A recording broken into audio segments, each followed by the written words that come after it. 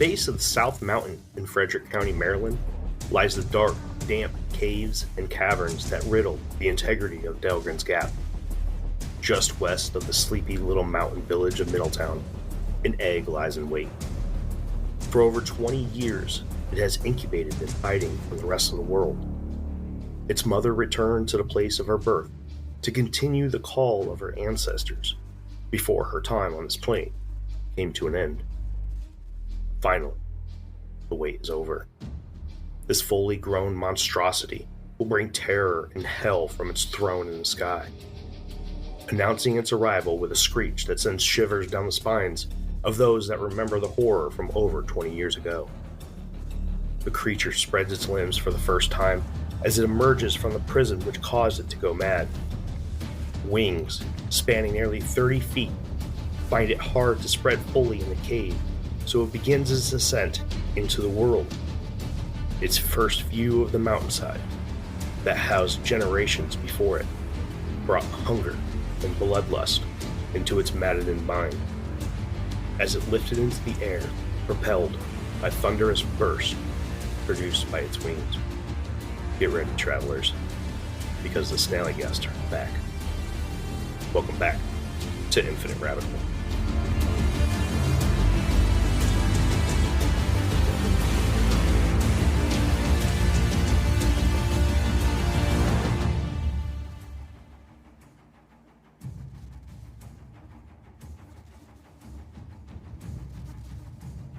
Welcome back to Infinite Rabbit Hole, everybody. My name's Jeremy. I'm your host, of course, like I am 90% of the time.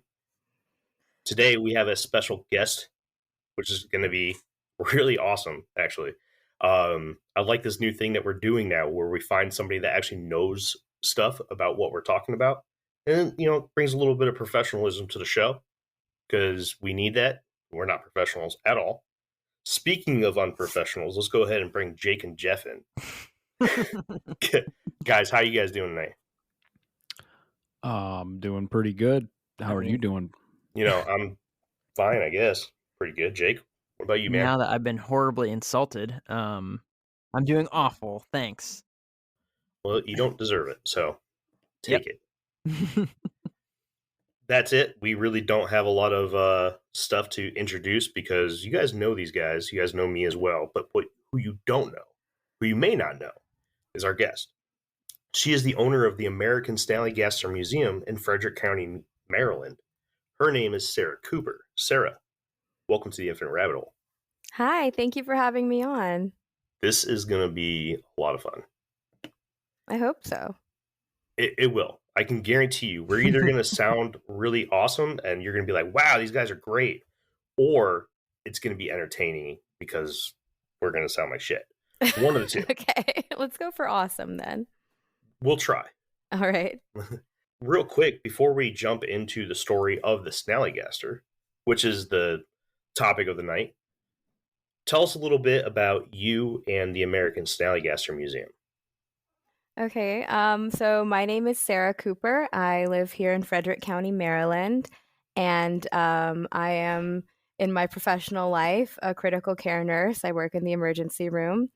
And in my hobby / hyperfixation life, an amateur folklorist and cryptid enthusiast. And I have put together a collection of art, artifacts, newspaper articles, like pop culture references, games, you name it, all around our state cryptid, the Snallygaster. That's awesome. So if somebody wants to check out your museum, we'll start with online. Where can they go? So online, they can go to SnallygasterMuseum.com. I'm most active on Instagram at American Snallygaster Museum. We also have a Facebook page if you just search Snallygaster Museum, but I'm not very good at Facebook. So that's our online presence. We have a TikTok too, but listen, I can't. I'm trying. I can't do it. It's too much. We're in the exact same boat. No worries. We have this guy, Jeff, who's actually one of our co-hosts. Sometimes he's an asshole, that said, hey, let me get control of your TikTok. And I was like, yeah, sure, go for it. And guess what? Hasn't done a single thing with it. Well, listen, in my defense, I already got banned twice from TikTok on my own account. I didn't want to do that to the infinite rabbit hole, so. Yeah, TikTok is very intimidating. I think he's just lazy, but that's just me. They don't like me, bro. I post one thing and they're like, banned. It's because you're telling the truth, dude. They can't handle it. Thank you. Anyways, real quick, of course, I went to the American Snallygaster Museum website, and the first thing I like to do is check out merch. And I see that there's a link right at the top for Snallygaster Museum and Cryptid merch. I'll say you have some awesome stuff here. I'm gonna definitely grab one of these official first run museum tees, as well as the Star Cruiser Studios Snallygaster tee. The Star Cruiser Studios one is my favorite. The artist also did it in like a white on black design, and it's absolutely beautiful. It's completely awesome. That's probably gonna be the one I'm gonna get. And then this before we started recording, we were talking about this Teddy Snallygaster one. I'm definitely gonna put this over my mantle. Yeah, that's a great print. Did you see it? Yeah, I'm looking at it right now. It's awesome. How awesome is that? I'm definitely snagging one of these for the studio. Oh, awesome. You got big ones too, 24 by 36. Yeah. Yeah, I have a giant one in my house. It's pretty great. That's awesome. I think Jake would look really good in this baby Snallygaster onesie. I was gonna get one for my new baby, but Jake would also look very good. Yeah, Jake would look great in it. I'll get it and I'll cram myself inside of it and put it on TikTok and get us banned. Oh, please. So that'll solve that problem right away. The baby Snallygaster one, that's by Conjure Dust Designs on Instagram. My friend Danner, he does like these really cute cryptids. So I put that on all the baby stuff, and it's so precious. I can't stand it. Yeah, it's gonna be precious when I smash my legs through the armholes. Oh, I hope so. So precious. So, Sarah, I have to know what brought you to start a museum on the Snallygaster? So it's kind of depressing. Whatever. So when March 2020, when COVID hit and everything blew up and went to shit. I was working in inner city Baltimore in the ER, and I was in my 3rd trimester of pregnancy. Oh, geez. So it was like really scary. We didn't have like enough PPE. Like it was really, really terrifying. And so I spent every day just like, am I gonna die? Like what's gonna happen? Like watching all these people die, and it was like freaking me out. Is the baby gonna be okay? All that stuff. And I just got like I decided like I gotta fixate on something else, and started going really, really like your podcast down the rabbit hole of Snallygaster stuff. And I got such a big collection going, and I did all this research, and I was like, I love like roadside attraction museums, like just weird out there stuff. And I visited almost every cryptid museum except for the big one in Maine. And I just really, really love what they're doing. And I was like, dude, I could do that. Like, I'm really good at researching. I can make this happen. And it just kind of went from there and became like my thing to get me through this like very dark time in my career and in my life. And it kind of pulled me through, and it's been a really big source of inspiration and happiness for me. Man, that's lucky. That's lucky that those places were open. The end of that was really awesome to hear. I'm sorry that you had to go through all that. I've been to Baltimore. I know that's not a pretty place sometimes. Most times. all the time. Baltimore's rough. But that's really cool. I'm really happy that you found something.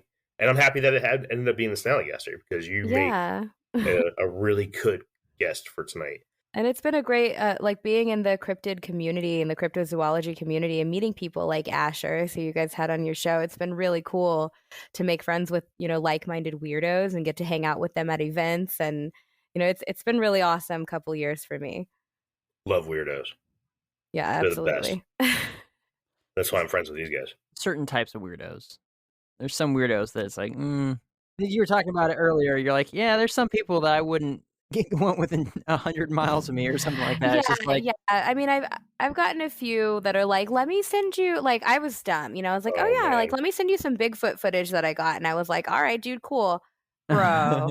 Oh my God. Like, for the 20 seconds of bushes that you filmed, it was like every day at 11:11. and I'm calling this man out, so he already knows. Texting me like, it's 11:11, make a wish. Bro, come on. I can't. Can you send me some of your hair? I'm making a doll. I simply can't with you.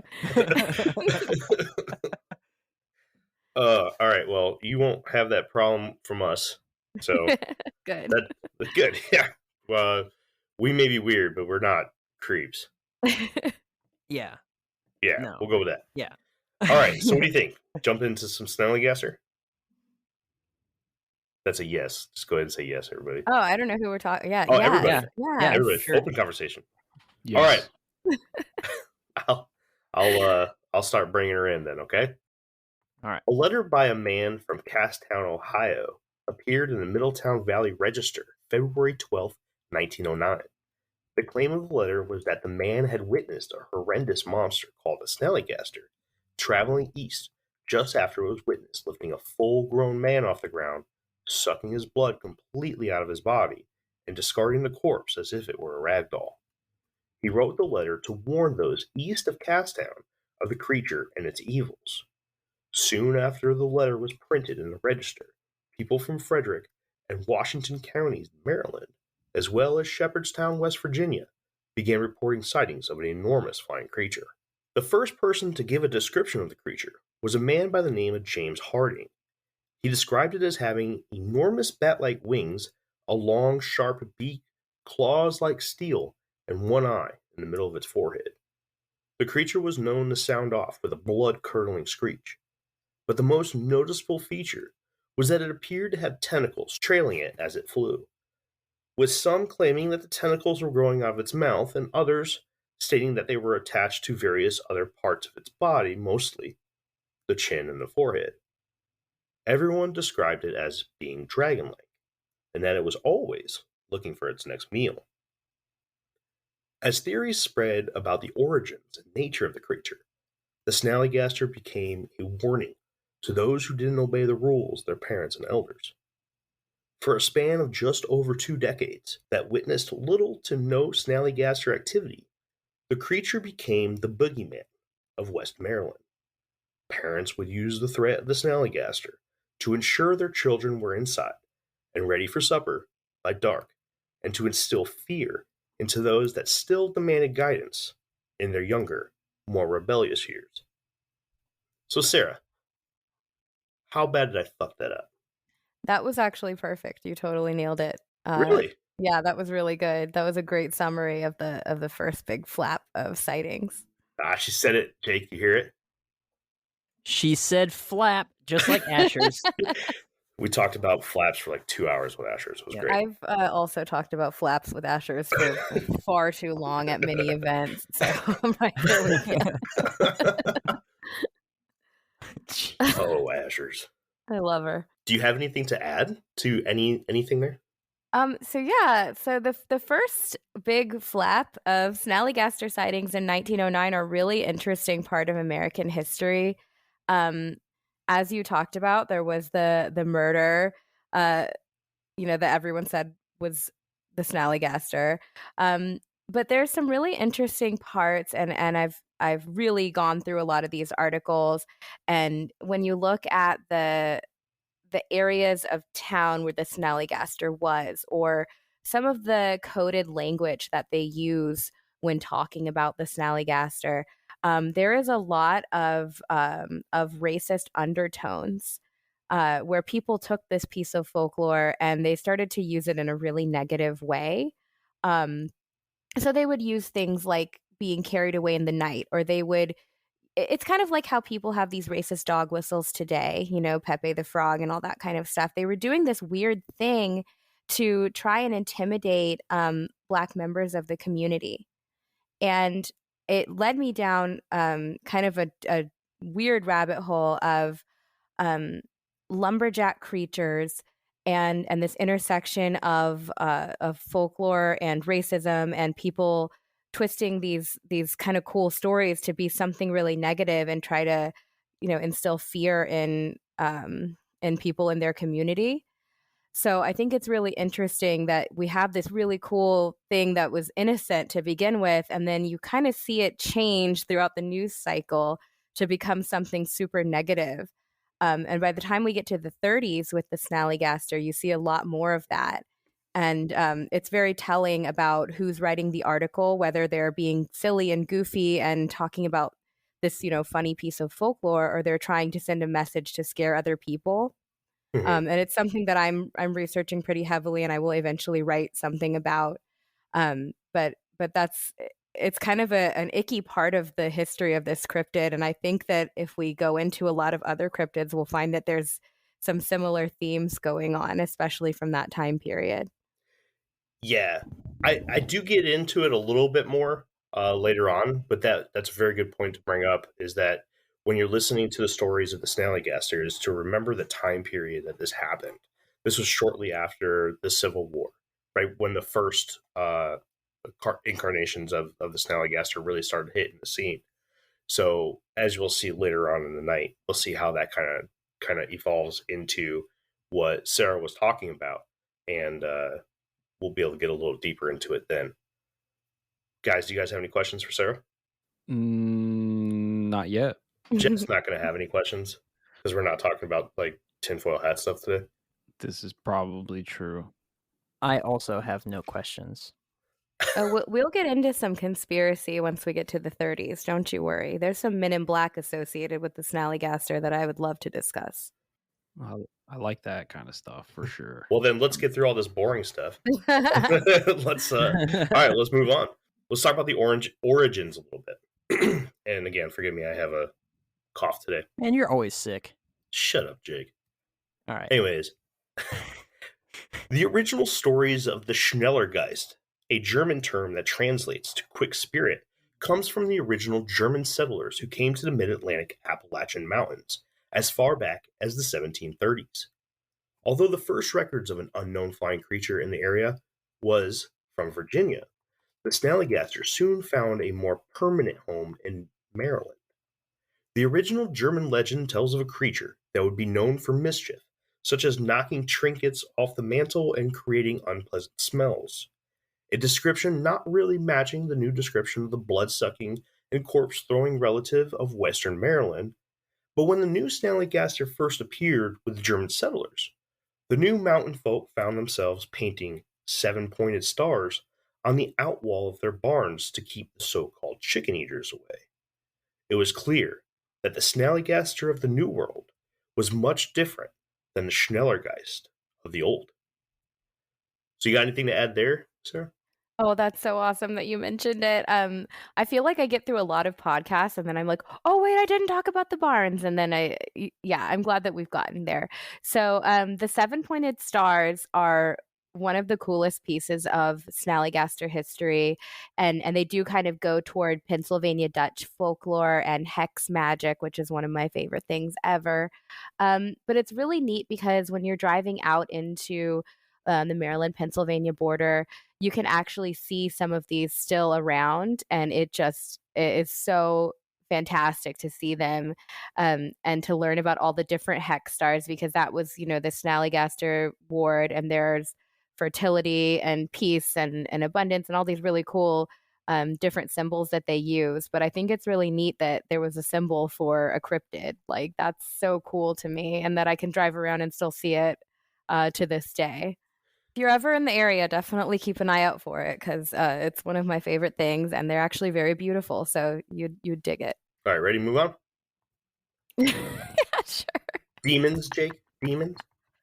Well, witchcraft. Yeah, I don't know if Jeremy and Jake, if you guys remember, but we kind of went over that 7-pointed star when we did the Georgia Guidestones episode a bit too. We did, you're right. We went over a lot of stuff with 7.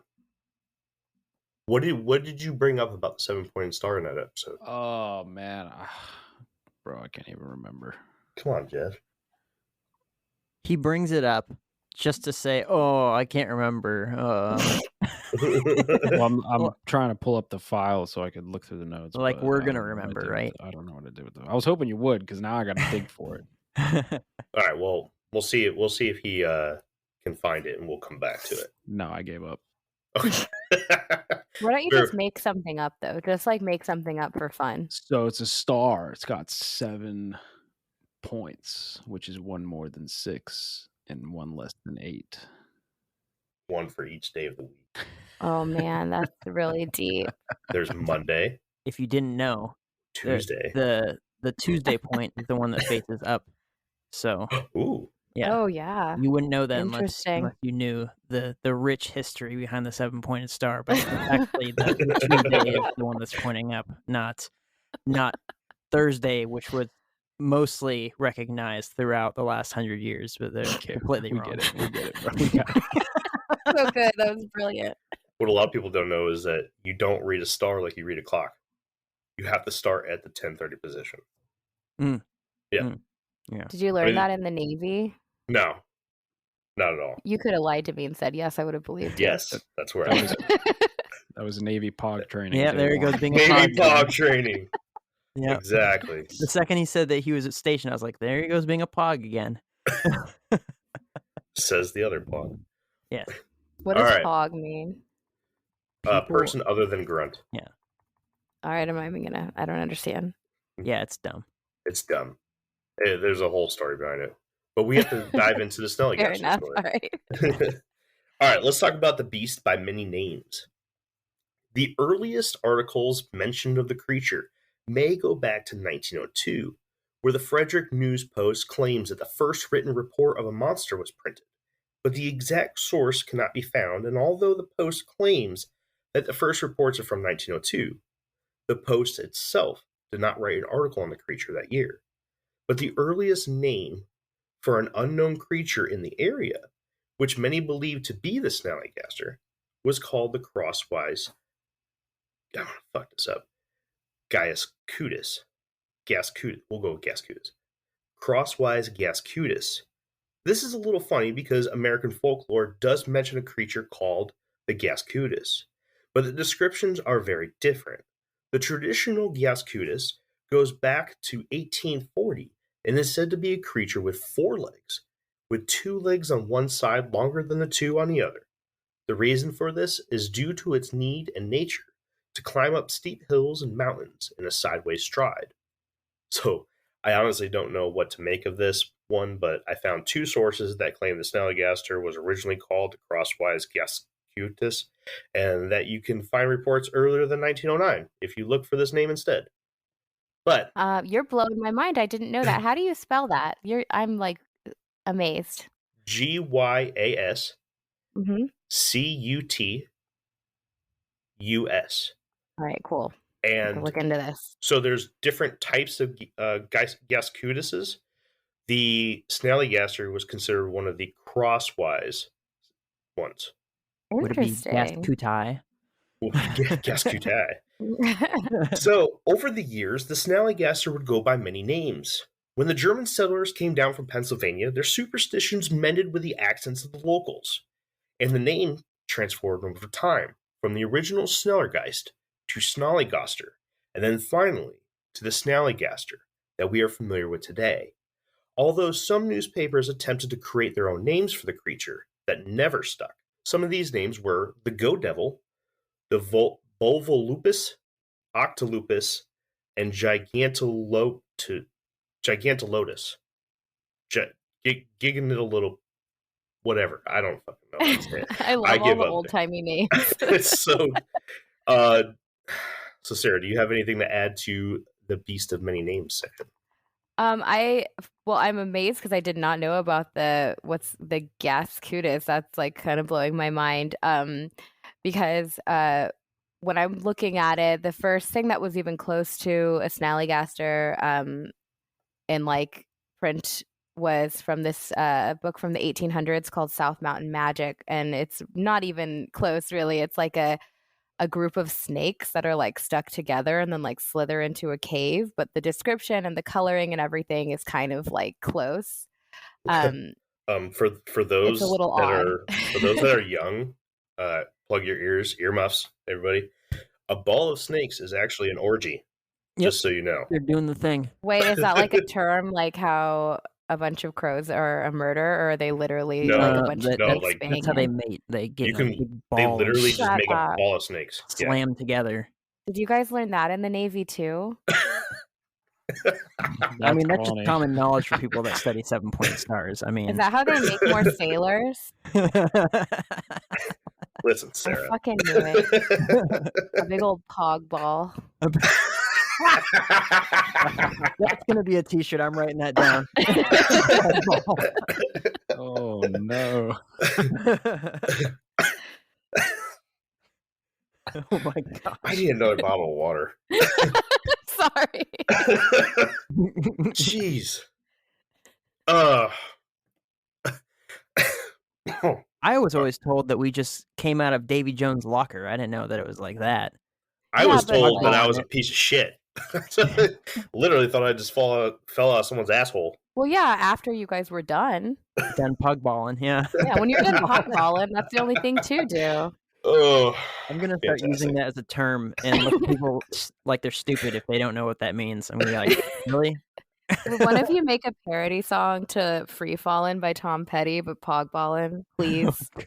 I literally need that in my life. that's going to literally be our first TikTok. Don't worry about Pog ballin'. it. Oh. You're a good guest. You're fun. This has gone so far off the rails. Well, since we're already off the rails, I don't know why, but when you first said the beast of many names, the first thing I thought of that just sprang into my head that took me back was Monty Python's Quest for the Holy Grail, and it was the Great Black Beast of Ah. And I had to look it up and silently watch the clip on YouTube. Oh my and I was like, God. yeah, that's it. Great. I'm happy that we're all focused on the subject tonight. Thanks, guys.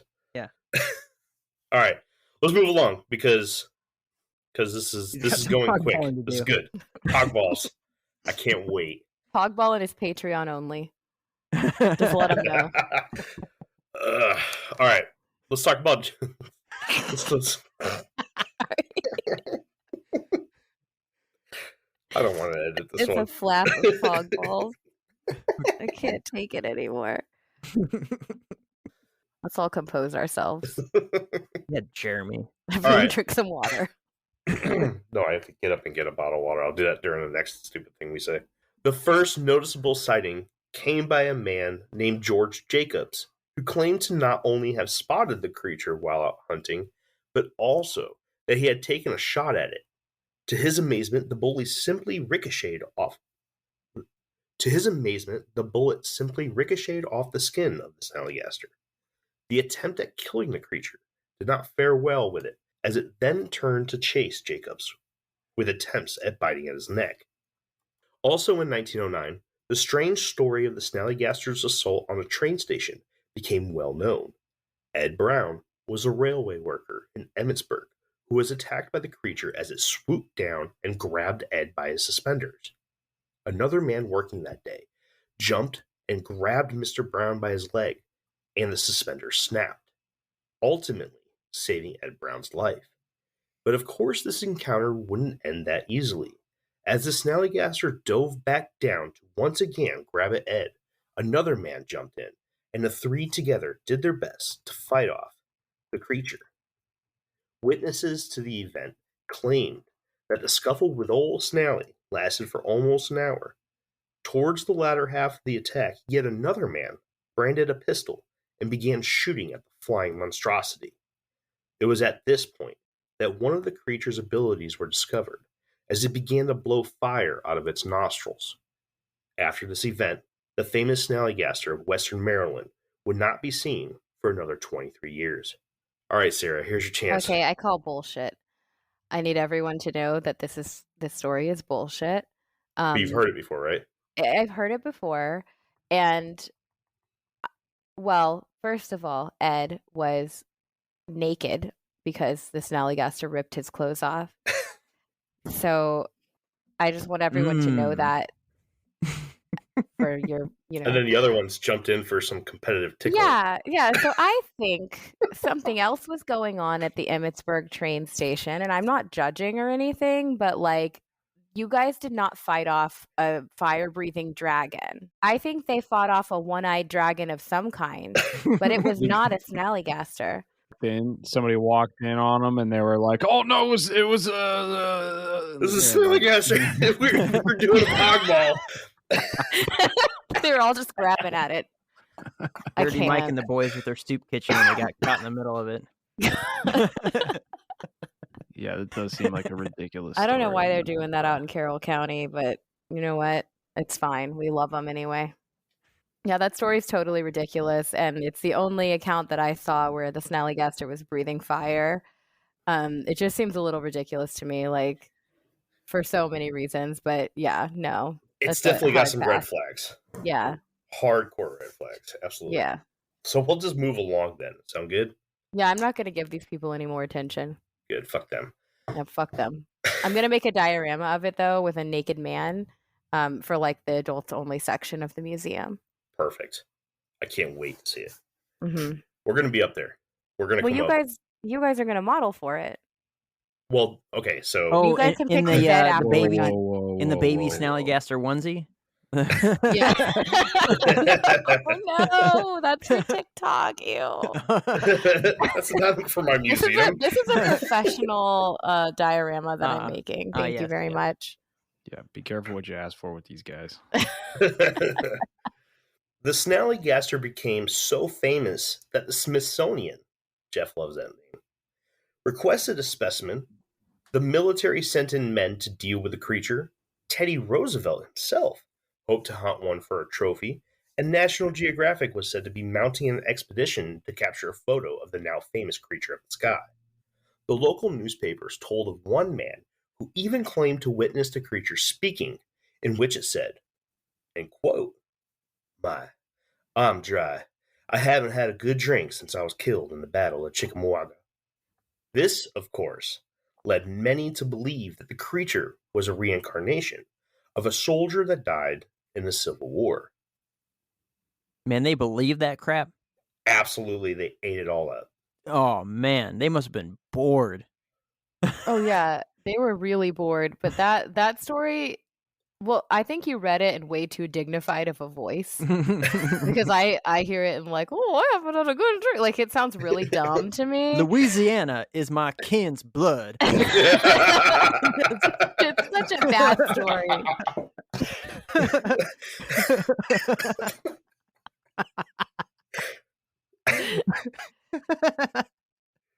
This is not the day. My throat is so raw. It sucks. Whoa. Shut up, Jake.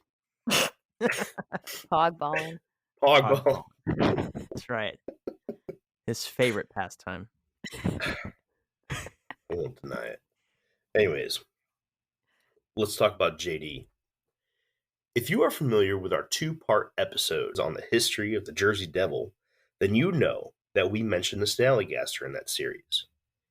In January of 1909, the Jersey Devil went on a rampage that resulted in schools and mills closing down due to how many sightings and attacks that were being reported. After this, sightings and attacks by JD all but ceased. So, is it any coincidence that when the week of terror on the border of New Jersey and Pennsylvania ended, and a short time later, the Snallygaster pops up heavily in Western Maryland? Could the Snallygaster and the Jersey Devil be one and the same? But there are more similarities than just that between old JD and Snally. Similar physical structures are found between the Snallygaster and the Jersey Devil as well. Physical features such as occasionally being seen standing bipedally, bat-like wings, a blood-curdling scream, long, skinny legs, and a whip-like tail. But the similarities don't stop there. The Snallygaster is said to have been seen for the first time in 1735, the same year as the birth of the Leeds Devil. The Native American tribe known as the Lenape once populated the Delaware River area. According to the Lenape website, they claim to have been in that area thousands of years before the arrival of the New World explorers. The Delaware River is what stands as the border between the states of New Jersey and Pennsylvania, and most of the border between the states of Delaware and New Jersey. The Lenape referred to this massive river as Papawessing, which translates to the place of dragons. Attached to the Delaware River On the Pennsylvania side in Philadelphia is a tributary known as Pequassing Creek, only about 200 miles away from Frederick County, Maryland, and is yet another name referring to dragons. The Lenape tribe told stories and had legends of forest spirits that were told to the Quaker people of West Jersey. They would hold ceremonies honoring their forest god known as Emising.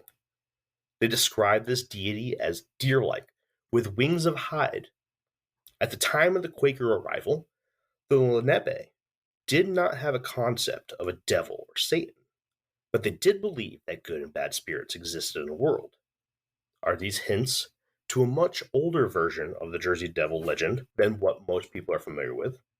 Did the natives have a reason for referring to these places by these names? And of course, could this be additional proof that the Jersey Devil and the Snallygaster might be the same thing? And could this be the origin of both legends? And of course, for more info on the Jersey Devil, please check out our 1-year anniversary special and back-to-back episodes titled Jersey Devil 1, The Story, and Jersey Devil 2, Encounters. Sarah. I'm so excited that you brought this up. This is one of my favorite theories. The going back to native folklore and kind of seeing where these creatures originated is really interesting, and then kind of trying to figure out where that mashed up with immigrants and colonizers who came over here. There's another one called the Piazza bird that's from Mississippi into Illinois. That's a very similar kind of creature. And I love to think that there were these, dragon-like beasts flying around in the United States at some point before it was, the United States. And I'm actually giving a talk on this exact topic at the Jersey Devil Fable Fest in May. Nice. So I'm super stoked to bust that out because it's one of my favorite theories. That's awesome. And I also love that school was canceled because of Jersey Devil attacks, and I wish it would happen again.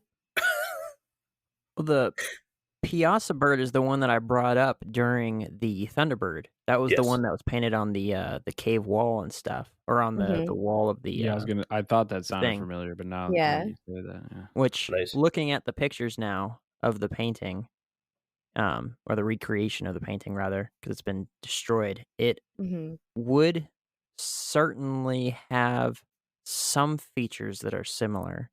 And on this show, Sarah, we put a lot of weight into Native American lore. Granted, every culture on Earth at one point had their own form of mythology. But when it comes to the reality of certain animals or beings or whatever, who would better know what was there than the people that lived outside and survived outside 24/7, 365, right? So there is a line right there of, where what was mythology, what was real. We kind of put Bigfoot into both of those categories, depending. There you go. There's the Bigfoot drop There's for Bigfoot. for the episode. But we put it into kind of both those categories because there's certainly a lot of mythology around that, though it certainly could be real, although not verified by science yet, in a body recovery or whatever. But I like how Jeremy, you said that the river was named. Wessing,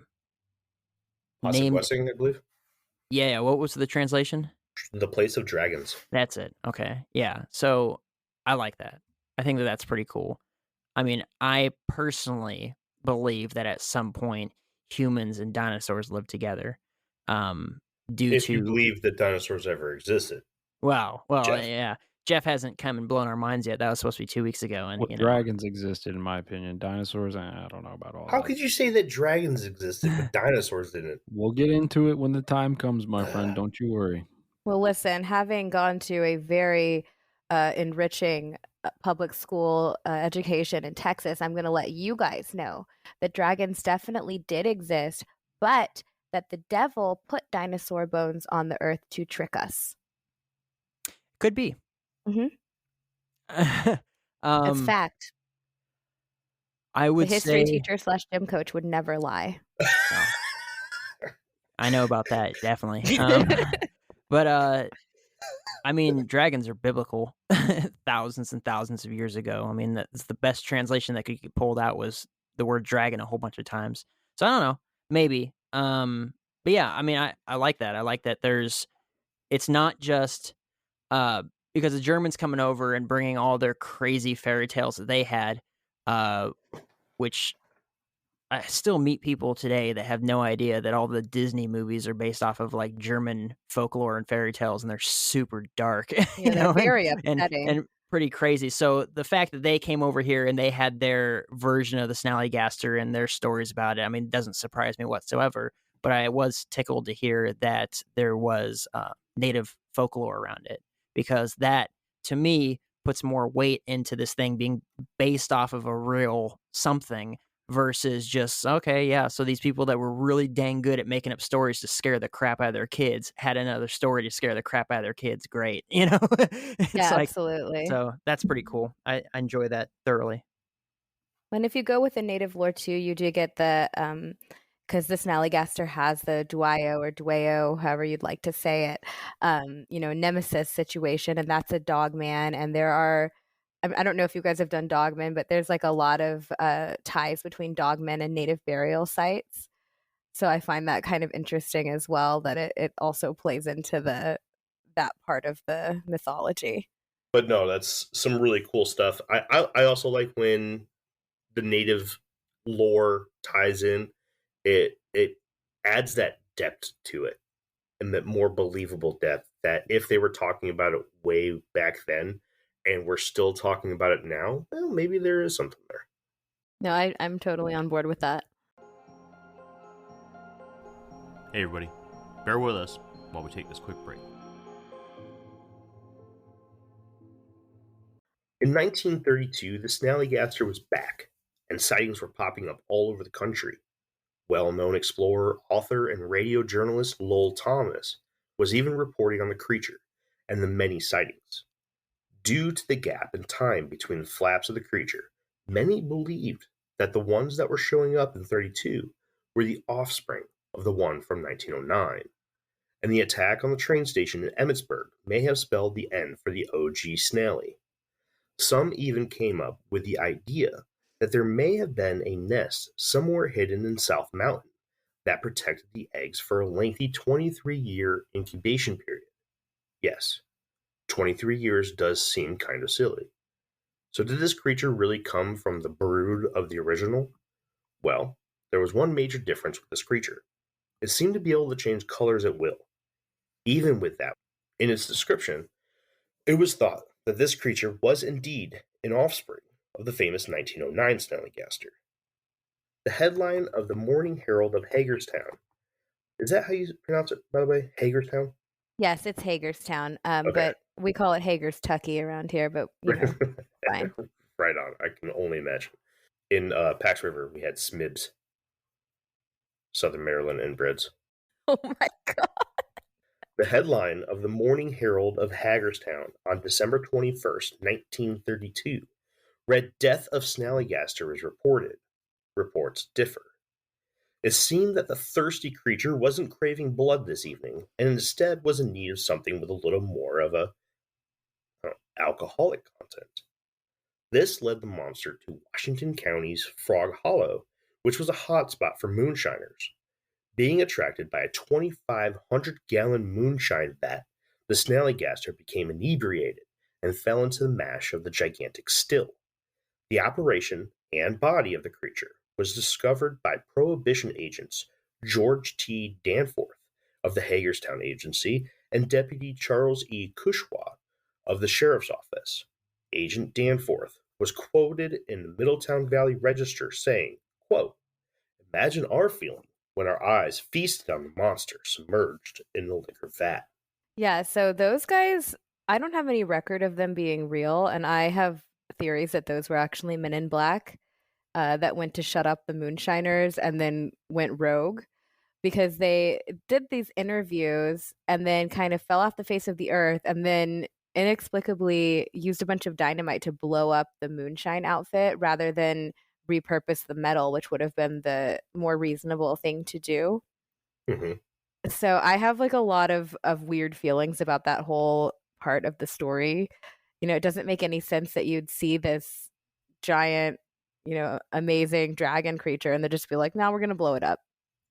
And there were all these rewards out for it and everything else. It's super weird. I feel like there was some kind of cover up that went wrong. It sounds like something the Smithsonian would do. That's where all the Men in Black come from. Come on, Whoa. Jeff. Wait a minute. Hold up. Say stuff.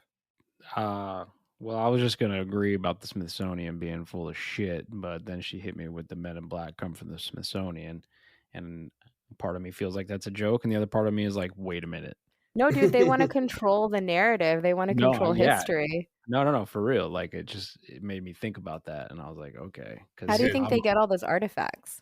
I'm under the belief that history is a complete lie, so I'm right there with you. I'm with it. So Jeff is the host of another podcast that he does on conspiracies, and I can totally tell he's going to do an entire episode on this now. Smithsonian Men in Black connection. Do it, Jeff. Yeah. Oh, yeah. I mean, I got to dig into it, but that sounds like something up my alley for sure. I wonder if they took the story of the Snallygaster and loosely turned it into the Jeepers Creepers movie. That's what I was thinking too, because of every 23 years and stuff. Yeah. Bad out of hell thing. What's that term, Jeff? Where they put stuff in predictive programming. Mm-hmm. So you start talking about this shit, and they start saying that you're an idiot, just like the ancient aliens theory, where the Flintstones had Kazoo, the little alien that flew around and helped them out with technology. So now, when you talk about ancient aliens helping out people build, like Stonehenge and Machu Picchu and stuff like that, that you look like an idiot, and you're getting that reference from Flintstones. The Flintstones also had a series of books about the Snallygaster. I saw that on your webpage. It was really awesome. Creeping me out. And isn't it weird that the Flintstones are still around, even though their show isn't, but you can still find Flintstone vitamins? Tell me a kid who knows who the fuck the Flintstones are right now. Well, isn't there the theory that the Flintstones are actually living on the Earth and it's the same time period as the Jetsons, but like the redistribution of wealth has caused such a massive shift in technology that like all the rich people, like the Jetsons, are like Jeff Bezos, and then the rest of us would be the Flintstones? So there is a huge theory there. Right. We're going down a rabbit hole now. But they did that crossover episode between the Jetsons and the Flintstones, and that was like the big birth of that. I don't have time to go down that rabbit hole right now, but that is definitely. But come on back next episode. Week and we'll talk about it. Talk about the Flintstones and the Jetsons, right? Dude, I love those kinds of theories, or like when they say that the like Terminator and Matrix is all the same universe, or what was the other one? Fallout and Skyrim are the same universe. And Snowpiercer and Willy Wonka and the Chocolate Factory are the same universe. I've heard that one. That's my fave. I can't see how that's tied in though. Oh, you got to go down the rabbit hole. I'm telling you right now. I will. Well, as it turns out, we are great explorers of the rabbit hole. So we do a good job. All that pogballing. So, yeah. When we're not pogballing, we're exploring the infinite rabbit hole. My reputation is destroyed with her. She's gonna be like, "Oh, you mean all those pogballers over there?" No, bunch of pogballers. All right, let's keep going. In 1837, the first ever major highway was completed and spanned from Vidalia, Illinois to Cumberland, Maryland. During the years after completion of the highway, Cumberland became an area flooded with homeless and criminals on the run. Every person who had a reason to leave from Illinois, Indiana, Ohio, West Virginia, Pennsylvania, and Kentucky hitched rides along the national road and settled where the highway ended in Allegheny County, Maryland. The two counties immediately east of the end of the road are, you guessed it, Washington and Frederick counties, home of the most dense sightings of the Snallygaster. It is due to this reason that many believe that the creature was fabricated by the local governments and press to dissuade those who wish to escape their past from building a new life in the hills and mountains of western Maryland. Another reason many believe that the Snallygaster may have been made up was because the end of the Civil War brought many changes to many areas in the South, and Western Maryland was no exception. In fact, many freed slaves came up through the hills in Maryland and along the National Road to search for new lives in the northern states. 45 years removed, and 45 years of people that were none too happy that freed slaves were passing through their towns may have given birth to the Snallygaster as a deterrent for those using the valley in between the hills as paths to a better life. The evidence to back this up comes with the first known victim of the Snallygaster, a black man by the name of Bill Gifferson, was thrown off a hillside to his death, and the sequential headline of the Register the day after reads, quote, "The colored people are in great danger." So that's what I was talking about, how we'll dive a little bit more into that. Hope that ties into what you were talking That's about messed up. earlier. Yeah, it's very messed up. Like the black boogeyman, like just a threatening way to keep black people down and in line and stuff, saying like the boogeyman will get you. That's that's jacked. It Yeah, is. it's awful. It's an awful part of the history. I saw a couple different sources on this, and I was trying to do the math when it came to like historical dates and stuff to find out which one was true. Now, I found one that said that they were trying to keep, ex-slaves out, and that they were trying to keep present slaves in. So the slaves that were in these counties, they were trying to keep them from trying to leave, and they were saying that any slave caught trying to leave would be snatched up by the Snallygaster. And then there were conflicting reports that were saying, no, what's actually happening is that people are ex-slaves are coming through the valleys in between the mountains and using them as highways to get to the north. And we don't want them in our towns. So if you come over here, the Snallygaster will get you. So I don't know if it was a mixture of both or if it was one or the other, but by date alone, and when all the slavery should have been abolished, I lean towards the one where they were trying to keep them away. So that's why I included that. I would say it's a little bit of both because you don't, if you're these people, if you want to subjugate people and you want to keep people enslaved, the last thing that you want is the people who you are enslaving to meet people who are making their way to freedom. That's going to be, everyone's going to turn on you. You're going to have rebellion. And I think it's a little bit of both. And it was a fear tactic that I'm happy to say I don't believe it worked. I found, I have to look it up again, but I found a recording of this man telling the story of some enslaved people who were told this lie, and they actually made it to freedom anyway. So they like escaped fully thinking that this dragon's going to come down and like eat them. And I think that's one of the most like badass heroic things I've ever heard. Because like in those times, it was totally believable that was going to happen. And to want your freedom so badly and to do something that brave, it's incredible. And because of that really ugly history with the Snallygaster, I wanted to kind of reclaim it and make it a thing that like could not become a racist dog whistle again. So I thought, if I have this interest in it and I present all this information and, I kind of feel I make myself the person that you go to when you want to talk about it, it's a lot harder for people to co-opt it and turn it into something ugly again, because you're going to have to go through me and all of the cryptid weirdos that, have come around this community and supported this whole movement. So that was like a big pull for me. Just, seeing the way that memes and media and things like that can get turned into something ugly so quickly. And, it was happening even in 1909. So people don't change much. You guys got anything else to add here? Sarah, I agree with the way to kind of, save the topic from being used as a tool for evil again. However, it was initially intended with keeping ex-slaves away or keeping current slaves in. It's infuriating.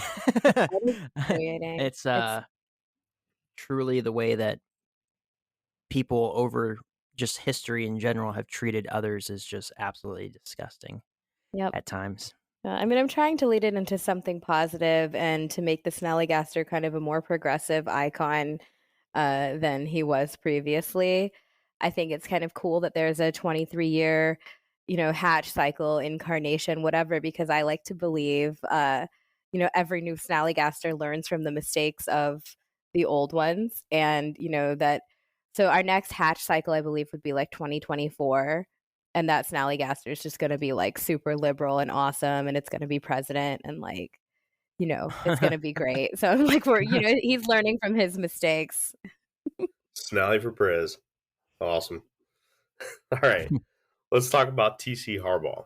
According to Susan Fair's book, Mysteries and Lore of Western Maryland, the author of the original letter claiming to be from a man who witnessed the staunch death of a man by the hand of the Snallygaster went by the name of Thomas Chalmers Harbaugh, aka T.C. Harbaugh. Harbaugh was an author of over 650 novels spanning from fiction to historical, which most featured his hometown of Middletown, Maryland. As a child, T.C. was moved to Casstown, Ohio by his parents, but he always loved Middletown and visited heavily throughout his lifetime.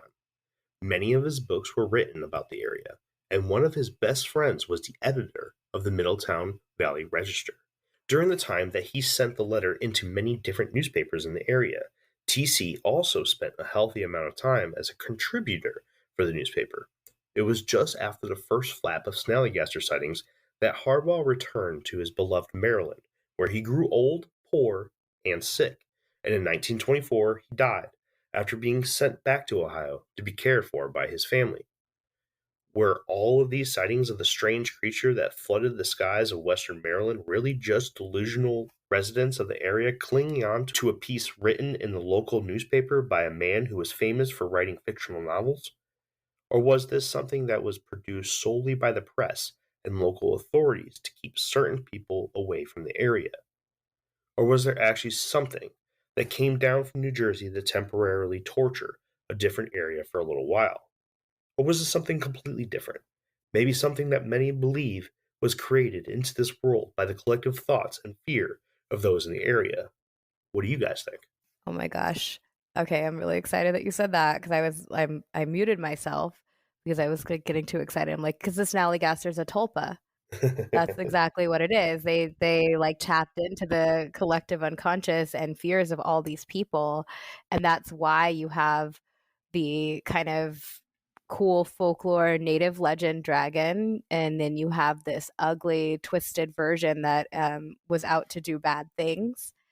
So I absolutely love that idea. Awesome.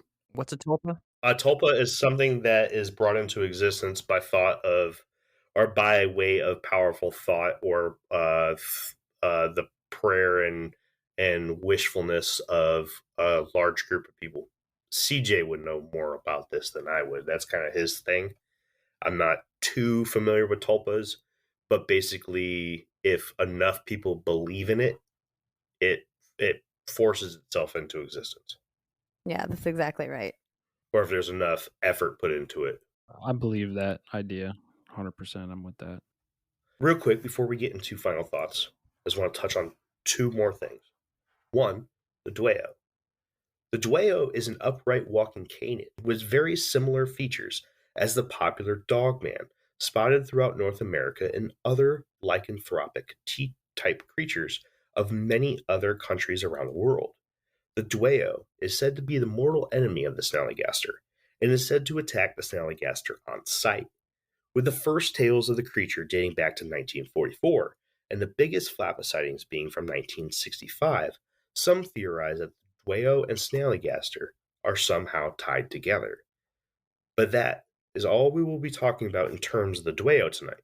Stay tuned to a future episode of Infinite Rabbit Hole when we dive into the lore of the Dueo and another creature that shares the same geological niche, the Snarly-Yow.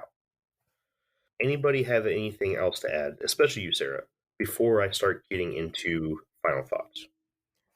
I think we already talked about the Dogman burial mound connection, but the Dueo Snallygaster fighting thing is so weird and I can't really figure out exactly where it came from because it really just popped up out of nowhere, but it's so cool and it has spawned some really cool artwork. But my favorite thing that it has spawned is a lightly erotic cryptid novel that was emailed to me. Nice. It's so upsetting. So in the novel, it's like the Snallygaster couple and the Dueo family are like fighting.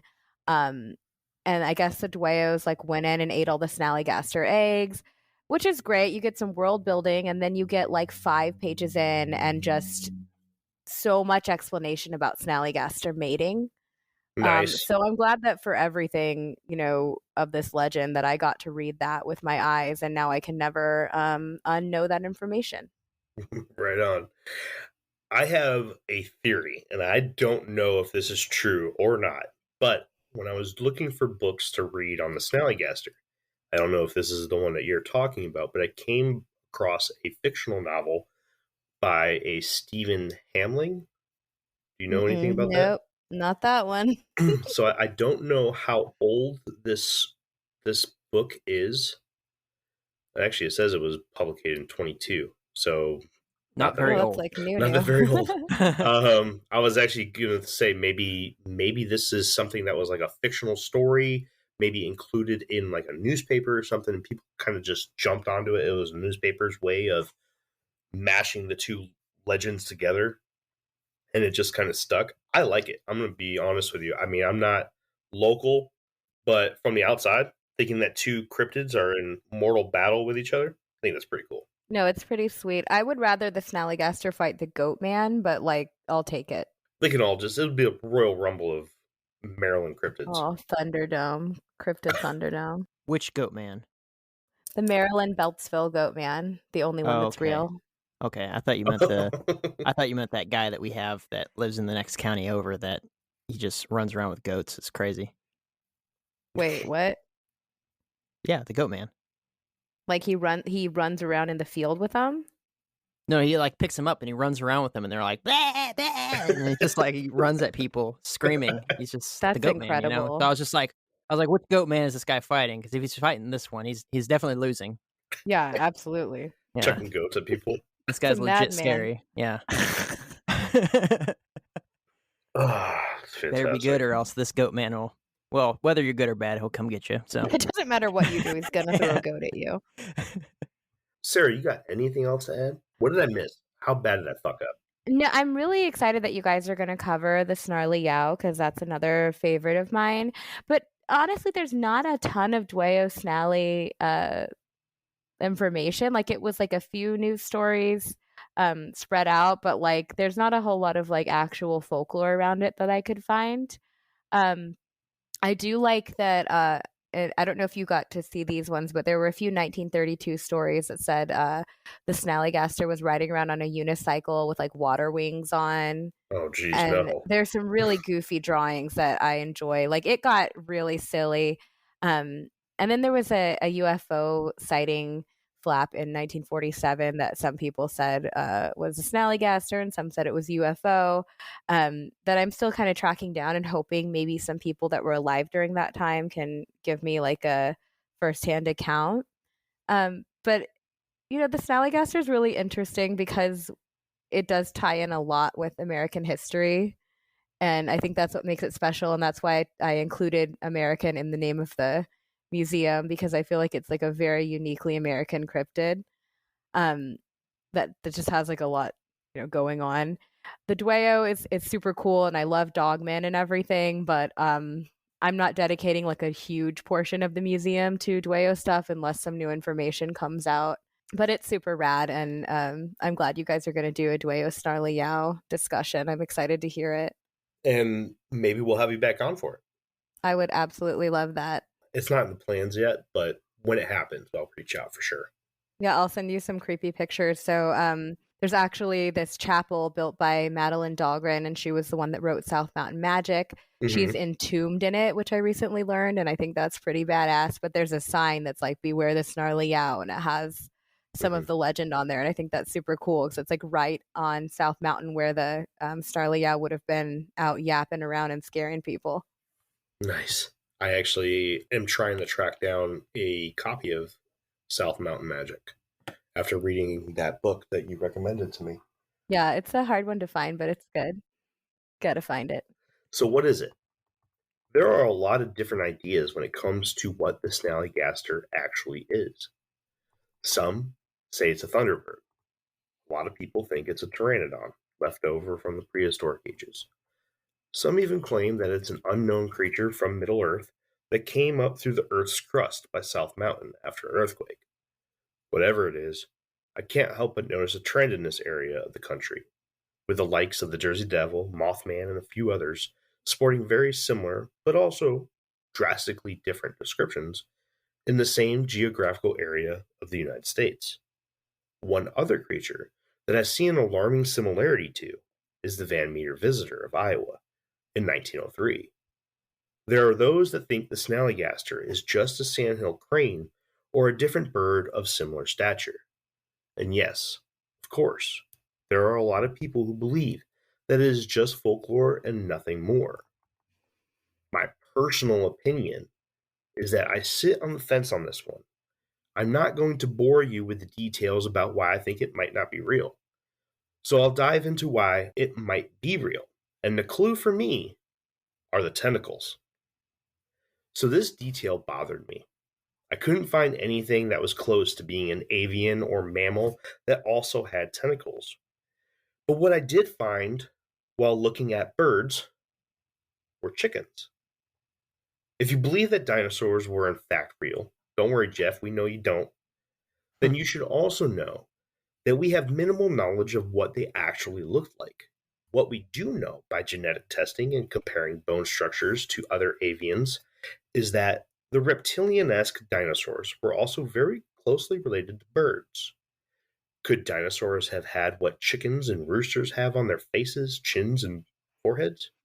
You know what I'm talking about. That red thing. Well, that red thing is what's called a wattle. And I'll tell you one thing. If I didn't know what a wattle was, I sure might think it were tentacles if attached to a pteranodon-type animal flying around in the sky. So here's my point of view on the matter. If this is real, and I think there is a really good chance it was, I think it could have been a pteranodon-like creature sporting a fat wattle that many claim to be tentacles growing out of its mouth, chin, and or top of its head. What do you think? I absolutely love that theory. I actually posted or reposted something my friend sent me. It was like a bird with one of those wattles that went kind of around his beak, and it looks like tentacles. And obviously the dinosaurs becoming birds thing is awesome. So I think that's a super cool one. I have a whole part in the museum and that I'm going to be doing at Van Meter Visitor Fest, hopefully, about Nice. pteranodons still being around and flying cryptids being, kind of related to them. And then, there's a few photos. So one that's like the Civil War soldiers with the dead pteranodon, and then there's the one that was like a recreation of the guys holding the big one that some people say is a thunderbird. Mm-hmm. It's from like the Wild West days or whatever. So I think that's really a pretty valid theory, especially given that South Mountain is the second oldest mountain range in the world. It's part of the Blue Ridge Mountains, and I think the only mountain range older than that is in Africa. So it's plausible to me that a dinosaur could have somehow lived in the depths of the earth and come out through the mountain. I think I would believe that sooner than I would believe it was riding a unicycle with water wings on. So No, hold on. It's pretty believable. I agree. Good. Yeah, I think that it could be absolutely a pterodon or some other type of flying reptile that had that loose, flappy skin all over its face. That, why not? I wanted to say, I was just looking at pictures of vultures because I wanted to say that there was a type of vulture that had this, had its own vulture-y kind of a wattle, but it was more like a long, stringy flap of skin hanging off just above its beak. But I couldn't find any pictures, and I was just like, I wonder what type of bird that was if it wasn't a vulture. But I can totally get behind that because I agree. I agree that I personally think that dinosaurs existed, but that they probably didn't look quite as menacing as we're led to believe that they are. because even paleontologists can't really all come together on what dinosaurs actually look like if all the bones are lined up the way they're supposed to be and stuff. And so it's just like, why not? And plus, all we have is bones. We don't have skin, right? So if they had some giant, like, gnarly growths all over their faces and stuff, we would have no idea because of, who knows? Maybe all the dinosaurs died out because of skin disease. And we have no idea because all we have is bones, right? So I think that that's a pretty valid argument. And I, can get behind, especially once we get into the whole pterodactyl still being alive and stuff. I can definitely get behind something like that existing somewhere or having existed at some point, recently in the last couple hundred years. Maybe not right now. But I did have a question. Is there any known, or I want to say more valid, sightings of the Snallygaster in recent times besides just things that came around during the end of the Civil War and then the early 1900s? No, there really haven't been. There was a 1947 like UFO Snallygaster Right. thing, but uh, like a lot of cryptids, once you get modern technology involved and the ability to photograph it or videotape it, it suddenly doesn't appear anymore. So I wish that there was. I would be so excited, but no, sadly, no modern Snally sightings. But like I said, 2 more years and we've got the egg hatching, so you never know. Well, I mean, yeah, I mean that's fair because I mean, like, there's still probably pull up a Loch Ness monster sighting from yesterday, but there's no pictures, there's no videos, obviously. But it's just I don't know, I don't know how much I want to pour into this one, knowing that we're going to be talking about pterodactyls, and I don't want to repeat the same information. But I think that there's a possibility that it could exist, but certainly not in the way it was described exactly. Like, I don't think there was, like, octopus tentacles coming out of its mouth and stuff and breathing fire and wearing water wings while riding Yeah. unicycles. Well, there's a lot of people that claim, maybe it had a snake in its mouth, or hey, it was building a nest with, or number of many different things. People just saw it, and they saw the silhouette of it from a distance and was like, those are tentacles hanging out of its face. Such a weird thing to say, though. Like, how many people knew what, like, an octopus looked like at the time to say those are I tentacles? mean, they're not far from the shore right there, Yeah, I mean, that's why I kind of stopped myself. I'm just like, well, a lot of people got here on boats. Well, Western Maryland, though, it's pretty unlikely that you would have had a lot of octopus going on. It's pretty far from the coast. So the octopus theory is a little strange to me. I think the waddle theory is a lot more valid. Have you heard that? Because I thought I was bringing something new to the table. No, I've heard this thing. Oh, well, maybe it scooped up an octopus and it was like flying around with it. And I'm like, come on, guys. No. It just holds. This is my favorite octopus. I'm not letting it go. Yeah, it's like, this is my new baby octopus. Sorry. So, Sarah, the listeners heard Jake and I's point of view. Nobody gives a flying fuck about what we think. It's true. We're just pogs. Right. They're here for you. What is your honest opinion about the Snallygaster? What it could be? Was it real? Where do you sit? So I don't like to have an opinion one way or the other. I like to entertain every idea about it because for me, this is not really trying to prove whether or not a cryptid is real. It's more a study of folklore and culture and mythology and kind of where these things all come together to make these fantastic stories. So it's really more of like a lifelong study thing for me than I have a definite opinion one way or the other. And that's what makes the museum kind of exciting is that like I might get a new piece of information and suddenly something changes. Mm-hmm. But it's more, just chronicling it and studying it and everything. Awesome. Was there anything that we missed that you can expand upon or add to? My brain is so fried because I am coming off a 12-hour shift in the ER. So I'm sure there is. And I'm sure I'll wake up at like 3 a.m. and remember it. But as of right now, I cannot think of anything. No problem. Totally understand. So before we go ahead and sign out, do you mind hitting everybody else one more time with everywhere that they can find you and the American Snallygaster Museum? Sure. So Instagram is at American Snallygaster Museum. My website is SnallygasterMuseum.com. You can email me at SnallygasterMuseum@gmail.com. If you could just limit the cryptid erotica to one story, I would appreciate it. And then as far as we're experiencing a lot of delays with actually opening our physical location, which is a bummer, but you know, in the grand scheme of things, 2 years is not that long to have been working on it. So for right now, we're going to be events only. We'll be at Jersey Devil Fable Fest May 7th, and then Whiteville UFO Fest in Virginia June 7th, I believe. I think it's like exactly a month apart. Yeah. So we'll be out and about. I bring a lot of cool pieces of art and some weird, hard to find newspaper articles and books and stuff like that. So it's always kind of fun to show people all that weird stuff and talk about weird cryptids with them. That's only 2 hours away from me. Oh, you should totally come out. I'll show you my copy of South Mountain Magic. It's really old and it rules. Whiteville, huh? Mm-hmm. You said in June? Yeah, Whiteville UFO. Let me look at my calendar. I know it's like the first week of June. I'm already booked to go to the Bigfoot conference in June. I just don't know what. I think it's the 16th. Yeah, I don't think it's the. When is Whiteville? Either I don't ways. know. It's sometime. Let's get you out of here. We can chat. Sometime else. I want to get you to sleep. Yeah, I'm sure you're absolutely. beat. Yeah.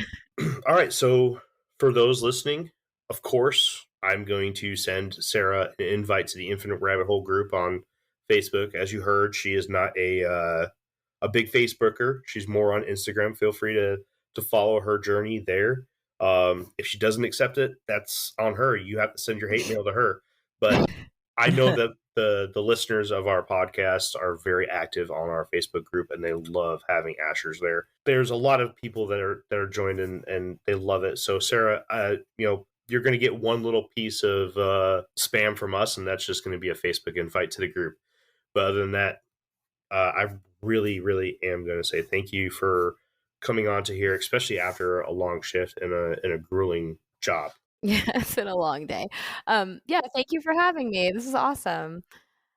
And whenever we're gonna do Snarly Out, you just let me know. I'll come back, and hopefully it won't be after work, and I'll be much more refreshed and have my wits about me. Well, I really do appreciate you coming on. I look forward to seeing your journey and seeing the Snallygaster Museum grow. And when that thing does physically open, I'm going to take the wife and the kids up there to come see you. Oh, awesome. Yeah, we're going to have a lot of cool stuff for the kids. So I'm excited to see you guys. And then send me the link to the store so that when we post this episode, we can post a link a couple days later to the merch store. So if anybody wants to get some Snallygaster swag, they have swag. That option. Oh yeah, I definitely will. The Star Cruiser Studio shirt is my favorite one, so I'll be pushing that one pretty hard. Awesome, me too, because I'm probably going to snag that myself. Yeah, you totally should. Real quick, the sources that I used for today's episode was Mysteries and Lore of Maryland by Susan Fair, Chasing American Monsters by Jason Offutt, Cryptid Creatures by Milner Halls. I'd like to extend a special thank you to Sarah Cooper for joining us on this episode, and I also want to say thank you to everybody who took a chance to listen to this episode today. Please check out the rest of our catalog at infiniterabbithole.com. Head on over to Facebook, search for our group and our page. You can go to facebook.com/Infinite Rabbit Hole for our page. It has the white logo, and if you just search for Infinite Rabbit Hole on Facebook and find our group with the black logo, that'll get you into the conversation with everyone else, and we'll see you next week when we dive into the world of Aaron Deese. He is a writer for the Paranormality magazine. He is also the host of the Hey Strangeness podcast and Strange Conversations. Until next time, travelers, we'll see you at the next path of the Infinite Rabbit Hole.